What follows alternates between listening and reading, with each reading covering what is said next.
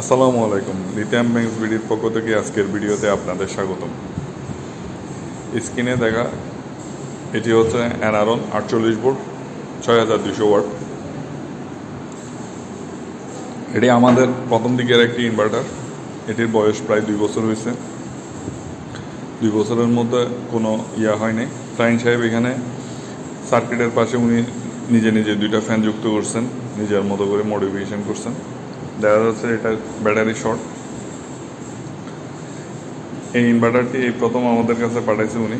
দেখা যাচ্ছে এখানে একটা তেলা পোকার মতো আছে সার্কিটের নিচে, ওটার কারণে কিছু হয়েছে কিনা জানি না, তবে আমরা মেবি দেখতেছি।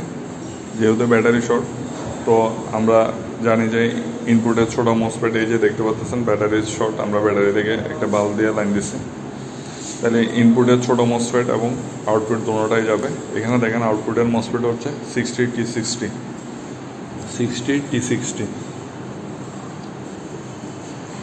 আর ইনপুটের ছোটো মসফেট হচ্ছে যে 15T14। এই মসফেটগুলো আপনাদের কাছে থাকলে আপনারাও কাজ করতে পারবেন। আর জেনে রাখা ভালো, এখানে কিছু রেজিস্টার আছে, ওগুলো আপনারা নিজেরা কালেকশানে রাখতে পারেন।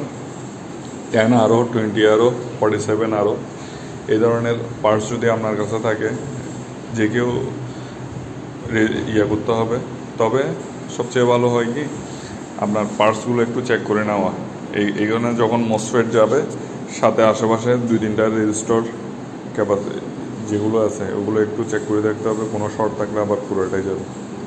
তো আমরা মসফেট লাগানোর পর টেস্ট করে দেখছি, মোটামুটি আলহামদুলিল্লাহ ভালো আসতেছে, আউটপুট আসতেছে। আমরা এখন চার্জিং চেক করে দেখতেছি। দেখতেই পাচ্ছেন 540 ওয়াট হারে চার্জ হচ্ছে। আমাদের ছোটো ব্যাটারিটা খালি আছে, এই জন্য 2 অ্যাম্পিয়ার দেওয়া সত্ত্বেও প্রায় 10 অ্যাম্পিয়ারের উপরে চার্জ হচ্ছে।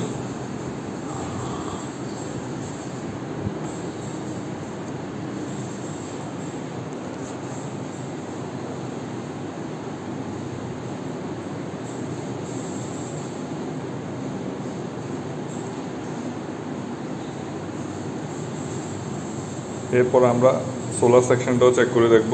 আমার তো সোলার নাই, আমরা একটা ট্রান্সফরমারকে ভোল্টেজ আপ করে প্রায় 70-80 ভোল্ট 120 ভোল্টের মতো করে একটা সিস্টেম করে নিয়েছি, যেটা দিয়ে আমরা সোলার দিয়ে চার্জিং টেস্ট করে দেখি। দেখতে পাচ্ছেন এই যে সোলার থেকে চার্জিং হচ্ছে, প্রায় 300 ওয়াট হারে চার্জিং, 30 ওয়াট হারে চার্জিং হচ্ছে। তার মানে সোলার সেকশন ওকে। এই ধরনের ইনভার্টার কেউ রিপেয়ার করতে চাইলে আমাদের কাছে পাঠাতে পারেন।